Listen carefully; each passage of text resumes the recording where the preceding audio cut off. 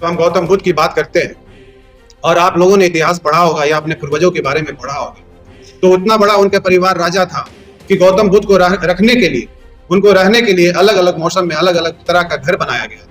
गर्मी में रहने के लिए गर्मी का घर बनाया गया था, ठंड में रहने के लिए ठंड का घर बनाया गया था, और बारिश में रहने के लिए बारिश का घर।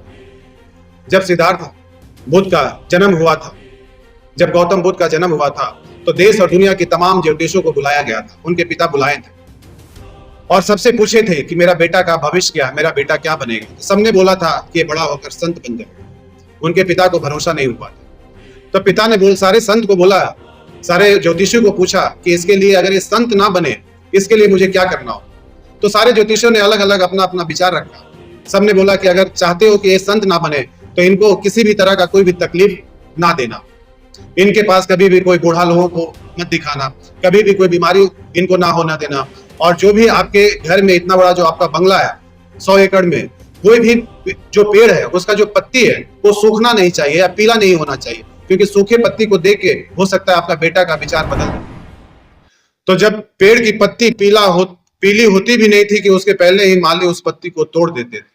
इस तरह से गौतम बुद्ध का ख्याल रखा जाता था। कभी भी उनको महलों से निकाला नहीं जाता था कि कहीं कोई बुजुर्ग को ना देखे।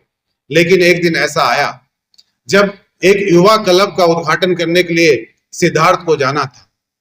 तो जब सिद्धार्थ जा रहे थे अपने साथी के साथ, तो जैसे ही कुछ दूर आगे चले तो देखे कि एक बूढ़ा व्यक्ति झुक कर चल रहा था। तो उन्होंने वहीं पे रथ को रोका और अपने साथी से पूछा कि यह जो व्यक्ति है वो झुक कर क्यों चल रहा है।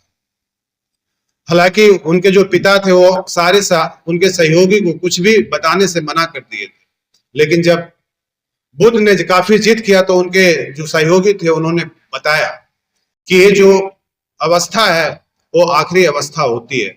जैसे आप अभी बचपन है, आपके बचपन की अवस्था है, उसके बाद आप युवा होंगे, उसके बाद आपकी जवानी की अवस्था आएगी, और फिर बाद में आपकी बुढ़ापे की अवस्था आएगी। जब आपकी बुढ़ापे की अवस्था आएगी तो आपको भी झुककर चलना होगा। फिर कुछ दिन वो आगे चले तो देखे कि एक लाश जो था वो सफेद कपड़ा में बांध कर लेकर जा रहा था। तो फिर वो अपने साथी से पूछे कि इस व्यक्ति को सफेद कपड़े में बांध कर क्यों लेकर जाया जा रहा है। फिर काफी जिद करने के बाद उनका साथी बताया कि ये बूढ़े होने के बाद की अवस्था है। जब इंसान बूढ़ा हो जाता है तो उसे एक दिन ऊपर जाना होता है, और वही अवस्था है। तब सिद्धार्थ ने पूछा, क्या एक दिन मुझे भी जाना होगा क्या? तो बोला, हाँ, आपको भी जाना।